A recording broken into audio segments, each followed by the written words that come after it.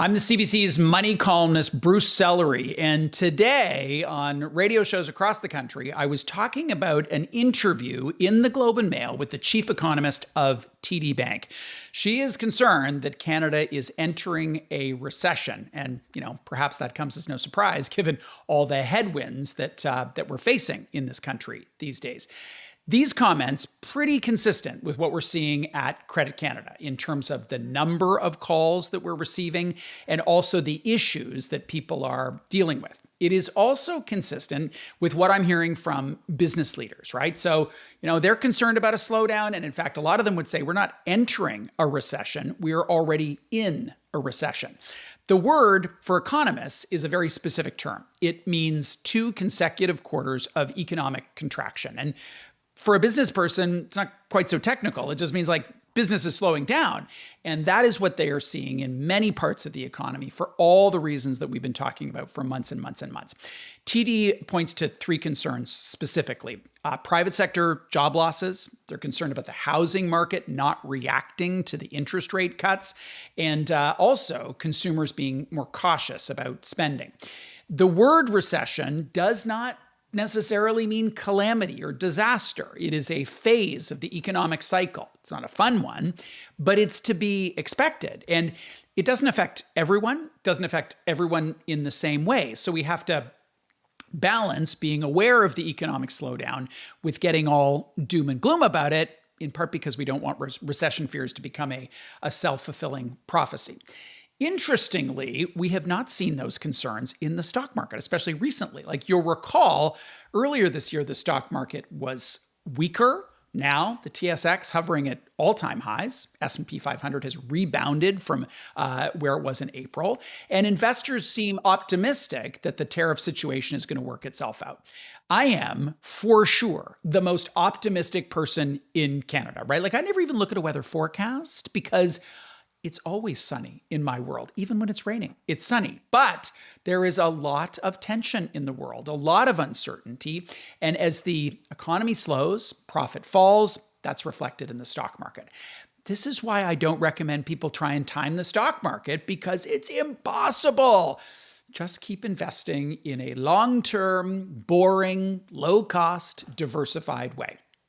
Now, specifically on the job loss front, TD posited that it could include another 100,000 jobs lost, which is significant. And that's on top of the 70,000 jobs lost in the private sector just in the last couple of months. It is a big number. And for anyone who loses their job, it can be crushing. So on a human level, this is brutal. From a societal perspective, on a societal level, we're a country of 40 million people. So tens of thousands of people finding a job or leaving a job, even in a strong economy, are not outrageous numbers. A clearer picture would include a look at the unemployment rate. So in April, the unemployment rate rose slightly to 6.9%. TD is predicting that could increase to 7.2, 7.3%. And, different according to where you live in this country, but manufacturing is one real area of weakness. We'll have the next StatsCan report on the 6th of June, so a better sense of what's happening there. I mentioned manufacturing. The story is very different regionally, but one of the trends across the country that is concerning is the employment rate amongst young men under the age of 25. Jobless rate there rose to 15.4%. And regardless of gender, youth unemployment has been a trend for the last 6 months. The numbers are the worst that they have been in a decade. The job website Indeed reported that summer job ads are down 22% in May versus the same period last year. And that's things like ads for camp counselors and painters and lifeguards. This is an issue for a couple of reasons, right? Young people aren't earning money if they aren't working. They aren't getting job experience. And if they're out of school, they don't have a lot to do. These are all really not great things. When it comes to what people can do to prepare themselves from the risks associated with an economic slowdown, it starts in one very clear place, and that's cash flow. You don't have to do an extensive tracking exercise here. It can be simple. You can do it on a piece of paper. How much money is coming in each month and how much is going out? When you do the math on that, are you in a situation where you've got a surplus each month or a deficit? So that is step one of a three-step process that we call sustainable spending. So A, B, C. That's the analyze step. You're analyzing your income and your expenses. The second step is about brainstorming ways you could potentially change that. Like, how could you earn more? How could you spend less? Also, if you've got a surplus, brainstorming's still an appropriate step because it may be that you want to make changes to allow you to save more for the things that are important to you. And for sure, if you have a deficit when you do this exercise, you need to find ways to decrease that deficit and hopefully over time move that to a surplus.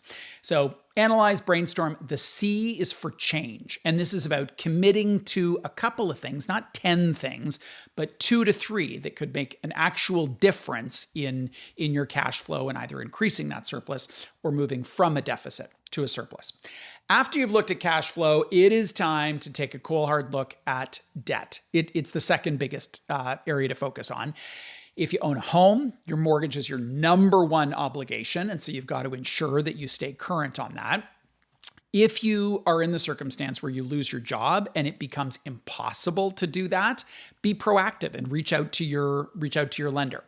With credit cards, pay the minimum on time, every time, no matter what. You just have to do that to keep on top of it, but also to mitigate any risk to your credit score. Then, if you're doing that, see what you can do to chip away at that outstanding balance, which I know is brutal. After you've paid off your credit card debt, amp up your savings, right? And this is, retirement and kids' education and emergency fund and all that kind of stuff. A lot of people fall into a fight, flight, or freeze response when anxiety about debt increases.